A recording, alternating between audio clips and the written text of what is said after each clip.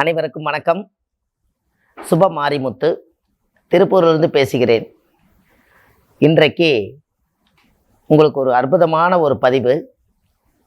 இன்னைக்கு ரோகிணி நட்சத்திரக்காரர்கள் எந்த நட்சத்திரக்காரர்களோடு ஒரு நட்பு வைத்திருந்தாலோ தொழில் செய்தாலோ அவங்க மன வாழ்க்கையில் ஏதாவது ஒரு ரூபத்தில் திருமணம் செய்திருந்தாலோ எந்த நட்சத்திரக்காரை அவர்கள் நட்பு வைத்திருந்தால் இவங்களுடைய வாழ்க்கை முன்னேற்றத்துக்கு போகும் என்று இன்னைக்கு ஒரு அற்புதமான ஒரு சூட்சமத்தை இன்னைக்கு இந்த பதிவில் உங்களுக்கு நான் சொல்ல போறேன்.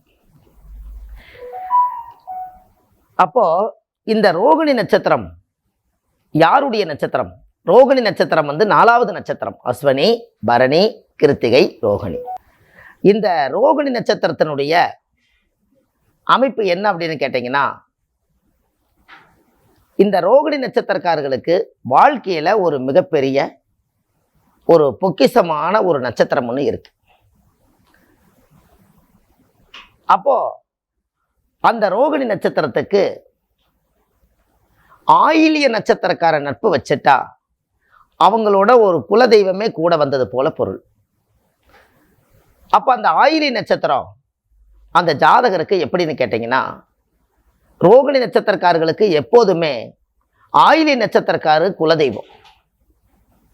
இந்த மூதாதிகளுடைய குலதெய்வம் அவங்க வேண்டி வணங்கக்கூடிய தெய்வங்கள் எல்லாம் ஒன்றாகவே அவங்க வாழ்க்கையில ஒரு மிகப்பெரிய யோகத்தை கொடுக்கும். அப்போ அந்த ஜாதகத்துல ஒரு பெரிய சிறப்பு என்ன அப்படின்னு கேட்டீங்கன்னா, ரோகிணி நட்சத்திரக்காரர்களுடைய வாழ்க்கையில குலதெய்வமே எனக்கு எதுன்னு தெரியலைங்க, எந்த தெய்வத்தை நான் வணங்கினா என்ன நடக்குன்னு எனக்கு தெரியல, இப்படி எல்லாமே நீங்கள் சொல்லிட்டு வந்துட்டு இருந்தீங்கனாலும் கூட அந்த ரோகிணி நட்சத்திரத்தில் பிறந்திருக்கிறவங்க ஆயிலி நட்சத்திரக்காரர்களுடைய தொழிலுக்குள்ளே கொண்டு வந்துட்டாலோ இல்லை அவங்க மன வாழ்க்கையில் ஏதாவது இருந்தாலோ அவங்க வாழ்க்கையில் ஒரு நட்பு வச்சுக்கிட்டாலோ இல்லை அவங்க தொழில் பார்ட்னராக கொண்டு வந்துட்டாலோ ஒரு மிகப்பெரிய மூதாதிகளுடைய தெய்வம் கூட வருவது என்று பொருள்.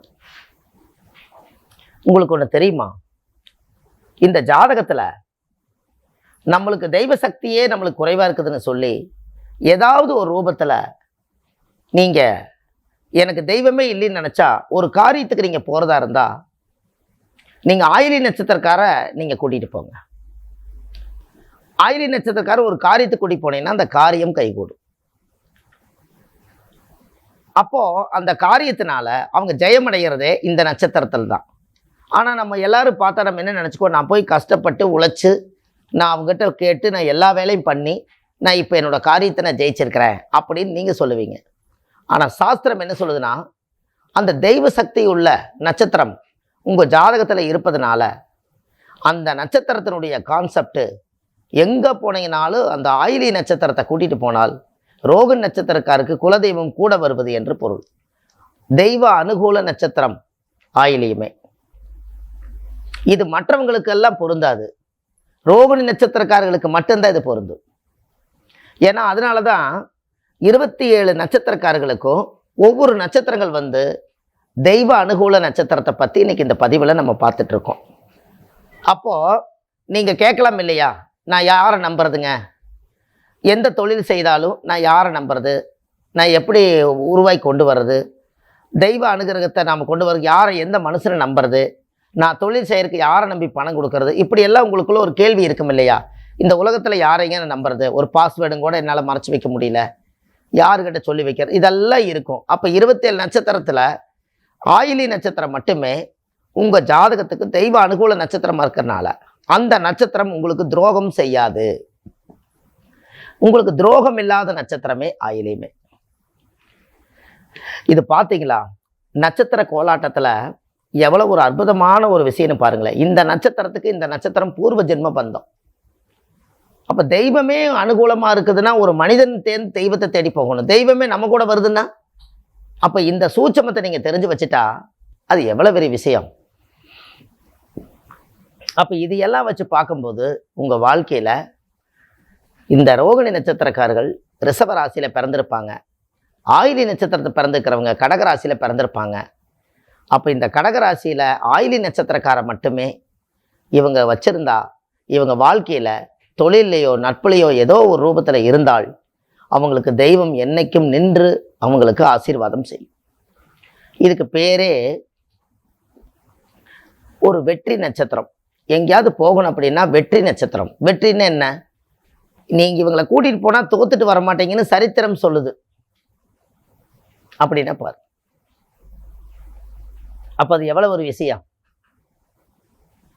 அப்போ இதெல்லாம் தெய்வத்தினுடைய அனுகிரகங்கள் இல்லாமல் இந்த நட்சத்திரங்களை நம்ம தேர்ந்தெடுக்க முடியாது. தெய்வத்தால் ஆகாதது எனில் தன் முயற்சி தன்னை வருத்த தன் மெய் வருத்த கூலி தரும். அப்போது இந்த தெய்வ நட்சத்திரங்கள், தெய்வீக நட்சத்திரங்கள் எல்லாம் இப்படி சூட்சமமாக ஒவ்வொரு நட்சத்திரக்காரர்களுக்கும் இந்த ஒரு உண்மையான விஷயத்தை உடைச்சி இன்னைக்கு உங்களுக்கு இந்த ரகசியத்தை சொல்லிட்டு இருக்கேன். இதெல்லாம் எதற்குன்னு கேட்டிங்கன்னா, ஒரு குடும்பத்துக்குள்ள அவங்களுக்கு நான் சொன்ன நட்சத்திரம் அந்த குடும்பத்துக்குள்ளே இருந்தாலே அவங்கள நீங்கள் பகைச்சிக்காதீங்க. அவங்கள மனசு கஷ்டமாக இருந்தால் வறுத்தெடுத்துரும், நம்மளை போட்டு கஷ்டப்படுத்தும். அதனால் அதை எல்லாமே நீங்கள் செய்துட்டு வாங்க. உங்கள் வாழ்க்கையில் நீங்கள் எப்படி இருக்க போகிறீங்க, என்ன பண்ண போகிறீங்க, எல்லா விஷயத்தையுமே வருமுன்னே காண்பது. அது சொல்லி சொல்லி காமிக்கும்.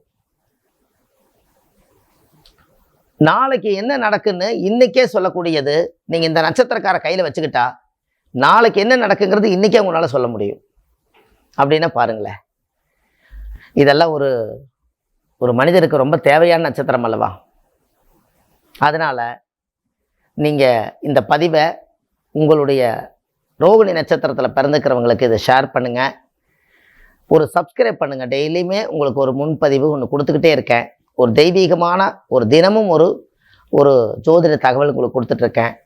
ஒவ்வொரு ஆராய்ச்சிகள் செய்து செய்து இந்த பதிவில் உங்களுக்கு கொடுக்குறேன். வள்ளுவர் வாக்குன்னு யூடியூப் சேனலில் போங்க, சுப மாரிமுத்துன்னு யூடியூப் சேனலில் போனீங்கன்னா ஆயிரக்கணக்கான பதிவுகளை நீங்கள் கண்டிப்பாக எடுக்க முடியும்.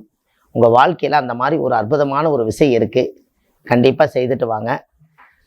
அடுத்த பதிவில் உங்களுக்கு ரோகிணி நட்சத்திரம் முடிஞ்சு அடுத்த நட்சத்திரத்தை உங்களுக்கு நான் இந்த பதிவில் நான் கொடுக்குறேன். நீங்கள் இதை பார்த்துட்டு நீங்கள் ஒரு நல்ல ஒரு நிறைவடையலாம். ஆன்லைன்லேயே நம்ம ஜாதகம் பார்க்குறோம். கீழே போயிட்டு இருக்கிற நம்பருக்கு நீங்கள் கால் பண்ணிங்கன்னா முன்பதிவு செய்துக்கலாம்.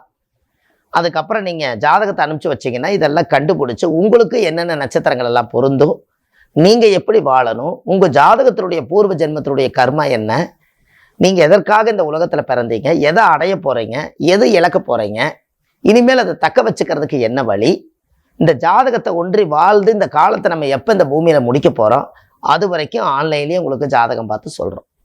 இந்த பதிவெல்லாம் கேட்டு அடுத்த பதிவில் உங்களை நான் சந்திக்கிறேன் என்று சொல்லி உங்களிடமிருந்து விடைபெறுகிறேன். அன்பான சுப மாரிமுத்து. நன்றி, வணக்கம்.